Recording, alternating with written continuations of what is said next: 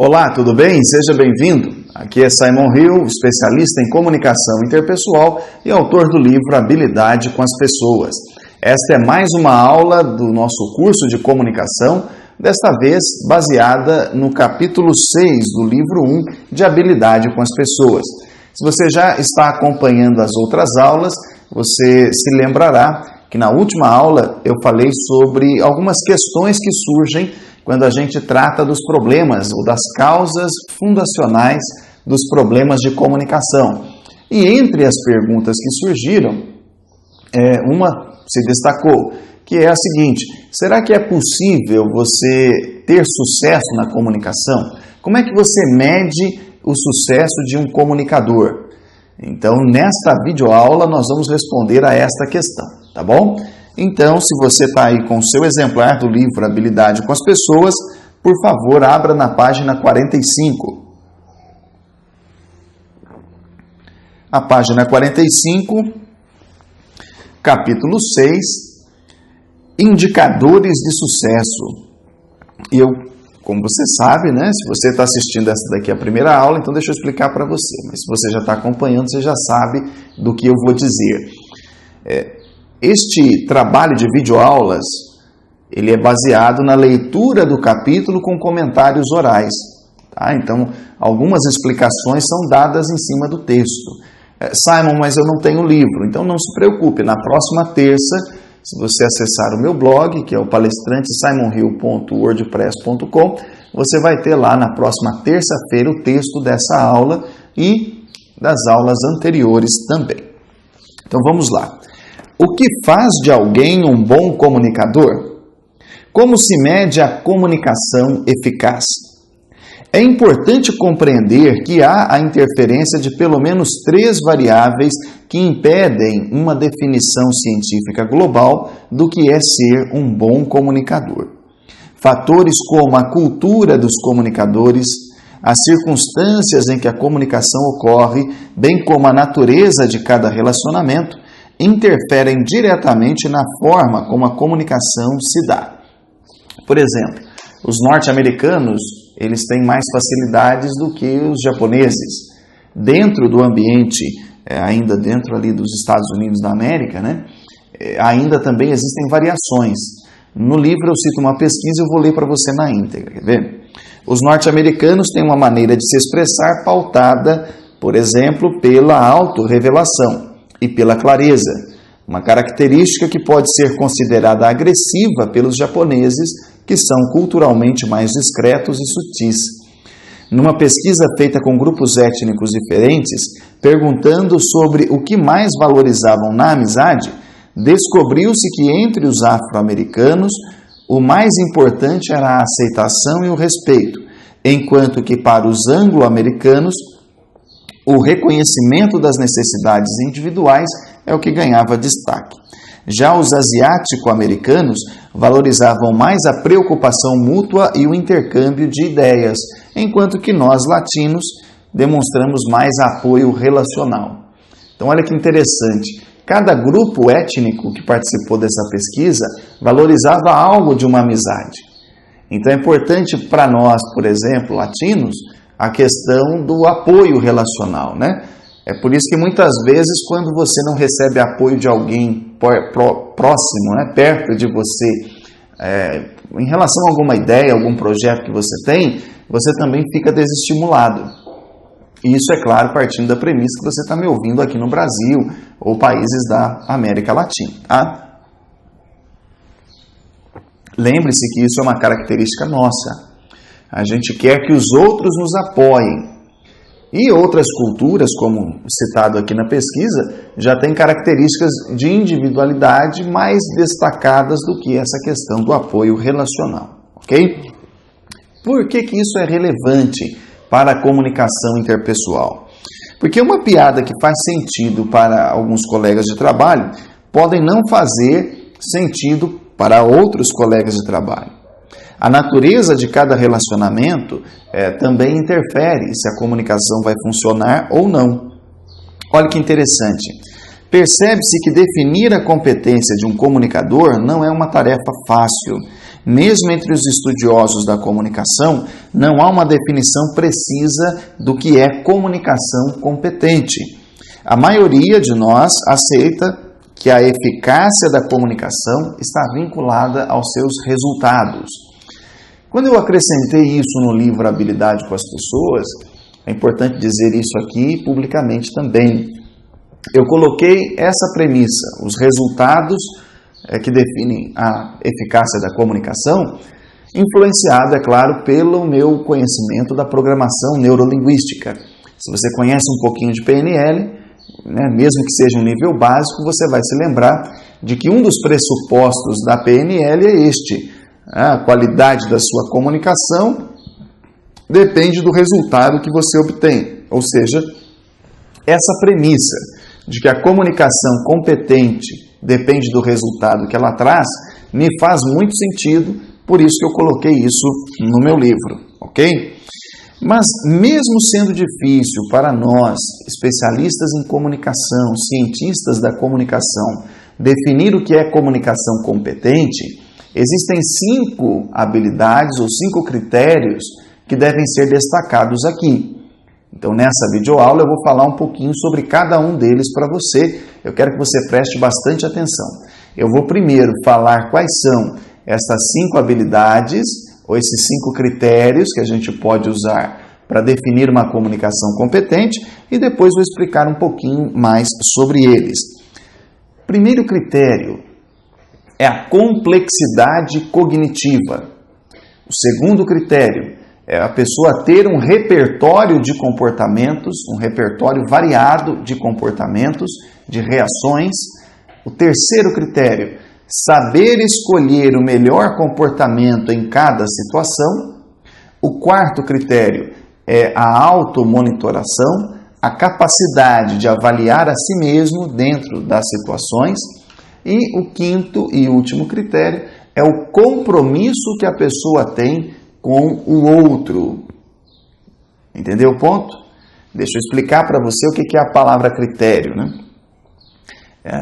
Ainda existe essa profissão de ourives, né? O joalheiro, né? É aquele indivíduo que faz joias com caráter artesanal, né? Existia-se no passado a necessidade de saber se um objeto de ouro, ele era de fato de ouro ou não. Então o que a pessoa fazia, né? Ela levava aquele objeto de ouro, prata, uma joia preciosa, uma pedra preciosa para um ourives, para um joalheiro, e esse indivíduo então usava um critério, que era uma pequena pedra, um pedaço de pedra específico, que quando ele batia naquele metal que precisava ser avaliado, aquilo produzia um som. Então, se o som fosse igual ao som do ouro, o ourives, o joalheiro, saberia dizer se aquela peça era verdadeira ou não, se era um metal nobre ou não, uma joia ou não. Então, o critério ele serve para isso. Ele serve para avaliar a qualidade daquele objeto. O critério é exatamente isso, né? É você usar ali um recurso para servir de base e de prova final daquele objeto que você está avaliando. Quando eu falo aqui de 5 critérios da comunicação eficaz, eu estou usando, então, métodos ou formas de avaliar a qualidade da comunicação. Tudo bem? Feito isso, vamos, então, ao primeiro critério, ao primeiro método da gente avaliar o som da sua comunicação. Vamos ver se ela é de ouro? Olha que interessante. Parágrafo 3 do capítulo 6, na página 45. A complexidade cognitiva, termo usado para explicar a habilidade de pensar como os outros pensariam, foi usada por Robert Greene para dizer que uma pessoa pensa dentro do pensamento de outra. O Robert Greene é aquele autor do livro 48 Leis do Poder, mais recentemente publicou um livro chamado Maestria, que é onde ele fala sobre essa questão de pensar dentro do pensamento do outro. A complexidade cognitiva é esta habilidade. É o termo que eu usei para explicar essa habilidade de pensar como os outros pensariam. Entendeu o ponto? Então, olha que interessante. A complexidade cognitiva, ela é essencial para aqueles que desejam desenvolver empatia, visto que ser capaz de esgotar as possibilidades que expliquem o ponto de vista do outro é uma habilidade necessária, já que nem todos conseguem expressar seus sentimentos e pensamentos com clareza. Ter uma variedade de estruturas mentais para analisar as situações envolvendo outros é uma habilidade que os comunicadores competentes têm. Então, toda vez que você está ouvindo alguém e essa pessoa não está conseguindo traduzir o que ela está sentindo, o que ela está pensando, e você começa a pensar em quais são as possibilidades, quais são as hipóteses que estão cercando aquela pessoa, você está usando de complexidade cognitiva. Os comunicadores competentes, quem tem qualidade de comunicação, consegue fazer isso com maestria. O sujeito consegue eliminar as hipóteses que possam estar impedindo o outro de expressar aquilo que está sentindo. E é importante diferenciar aqui a complexidade cognitiva de especulação, tá? Se o assunto não lhe diz respeito e você fica tentando descobrir o porquê que aquilo influencia o outro, aí você está sendo um especula, né? Você está sendo um enxerido, um intrometido. Por outro lado, se a pessoa está compartilhando com você aquele sentimento, aquele problema, e às vezes não está conseguindo traduzir aquilo em palavras, e você está ali, junto com ela, pensando o problema junto, aí sim você está usando de complexidade cognitiva. Um segundo critério é ter um repertório de comportamentos. Por que isso é importante? Porque a mesma situação pode eliciar diversas reações. Quer ver o ponto? Pense num músico que só sabe 3 notas. Ele vai tocar todas as músicas com aquelas 3 notas. Você poderia dizer que esse cara, que esse músico, ele é um músico desenvolvido? Pelo contrário, ele pode ser hábil em 3 notas, mas ele é um músico que ainda não está pronto para tocar um concerto. Então, ele é um músico meia boca. Ele sabe tocar bem apenas 3 notas. O repertório de variedade musical dele é limitado. A mesma coisa acontece quando um comunicador sempre reage da mesma forma a situações variadas. Às vezes a situação pede uma ação, mas o indivíduo, por ter um repertório de comportamentos fraco, ele vai ser um indivíduo meia-boca, um comunicador meia-boca. Ele não vai saber reagir às diversas situações que a vida lhe apresenta. Deixa eu te dar um exemplo mais prático. Imagine que lá no seu local de trabalho você tem um colega, um supervisor, que gosta de piadas obscenas. E ele conta piadas obscenas. Como ele é supervisor, os colegas ficam um pouco constrangidos, que é a chamada piada pesada, mas não falam para ele que aquilo incomoda. Você, por outro lado, já não fica tão à vontade de ouvir aquelas piadas. Então, diante dessa situação, você tem algumas reações possíveis. Deixa eu exemplificar algumas. Você pode chegar para ele e dizer assim, olha, eu não gosto desse tipo de piada. Você pode chegar para ele e dizer assim, olha, essas piadas suas são de mau gosto. Você pode chegar para ele e dizer assim, olha, toda vez que você conta essa piada, eu fico constrangido. Você pode tentar dar uma evasiva do tipo, você sabe uma coisa que me ensinaram? Se uma piada não pode ser contada para sua mãe, não deve ser contada. Ou então você pode simplesmente interromper o convívio, o contato com essa pessoa. Em todas essas reações, são repertórios de comportamento variadas, em todas essas reações, existe aí a questão da escolha. O ponto é que um indivíduo que só sabe reagir de um jeito, ele sempre estará abaixo do seu potencial de comunicação. Então imagine que você está avaliando se a sua comunicação é de ouro ou não. E aí você vai usar o critério do repertório de comportamentos. Aí você vai avaliar, será que a minha comunicação ela é baseada num repertório de comportamentos vasto? Assim você já consegue saber se a sua comunicação é boa ou não.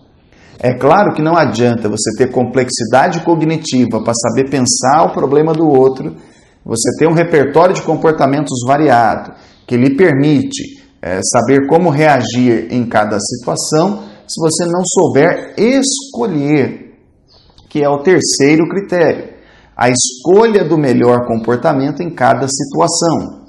Olha que interessante, a complexidade cognitiva vai lhe dar empatia.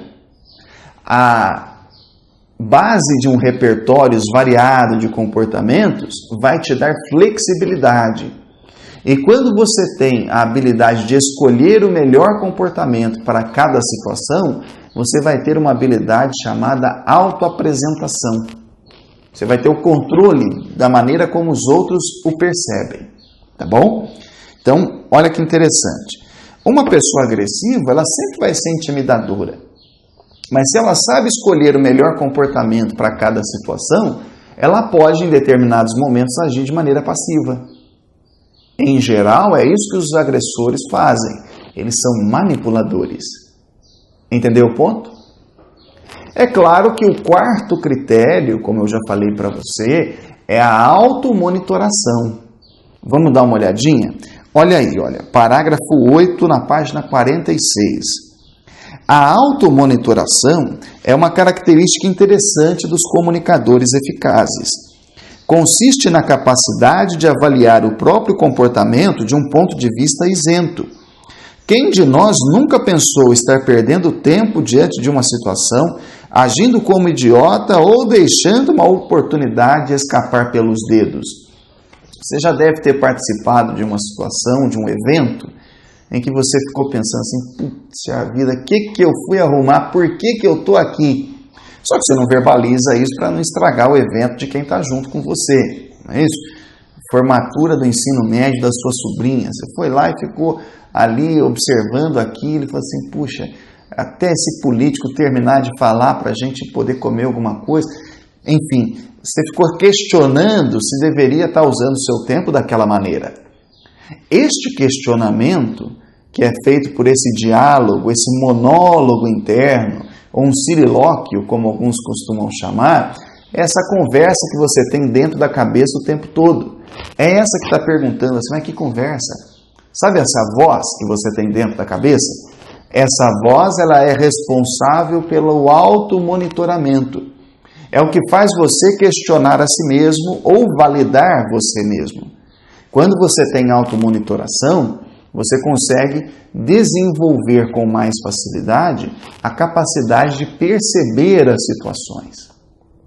Percebe por que este critério ele é importante? E por último, os comunicadores competentes têm um compromisso com o bem-estar do outro, levam o relacionamento a sério e demonstram isso em palavras e ações. Dedicam tempo para ouvir o outro, falam menos e perguntam mais para obter informações do outro, fazem questão de demonstrar em ações que as ideias dos outros importam e que possuem a flexibilidade necessária para mudar seus comportamentos após receber feedback. Se você não tiver um compromisso com o seu interlocutor, você não estará preocupado em dar feedback. Em outras palavras, é como se você não quisesse que o cara melhorasse. Eu não gosto dele mesmo, ele que se exploda. Já que eu não gosto dele, para que eu vou dar feedback para ele melhorar? Por outro lado, se você é um comunicador competente, você vai ter compromisso com essa pessoa, com o bem-estar do outro. Você vai entender que o outro do outro pode precisar também de feedback. Quem que é o outro do outro? É você. Não é interessante? Estas 5 características fazem de uma pessoa um comunicador eficaz em diversos contextos de comunicação, garantindo assim resultados satisfatórios. Ao longo desta série de vídeos, desse curso de comunicação online, nós vamos desmembrar cada um desses critérios. Eu vou falar sobre eles de maneira mais profunda em vídeos futuros. Mas pode ser que uma rápida análise desses indicadores já tenha trazido à sua mente alguns questionamentos. Por exemplo, o que acontece com a naturalidade de um comunicador quando ele começa a fazer a automonitoração? Pense nisso, por exemplo. Se você estivesse controlando o tempo todo, o que acontece com a sua espontaneidade?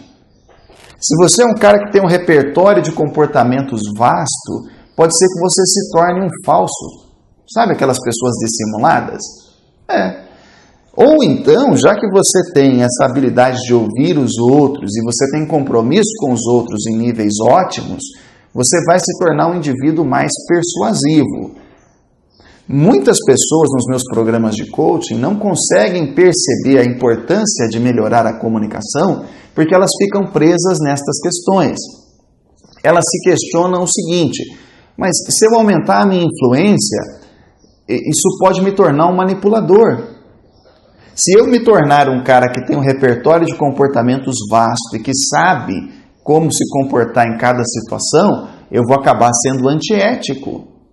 Outras pessoas questionam assim: eu vou perder a naturalidade, eu vou deixar de ser espontâneo. Será que essas dúvidas ocorreram também com você? Bom, se você ficou preocupado com o que pode acontecer, quais são os efeitos colaterais de ter sucesso na comunicação, escreva isso aqui nos comentários.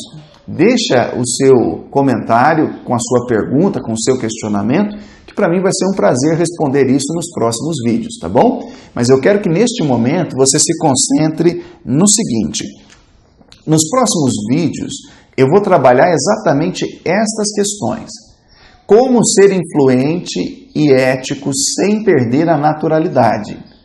Porque a confluência dessas três linhas, quando essas três coisas se encontram, a gente tem o que nós chamamos de habilidade de comunicação bem desenvolvida.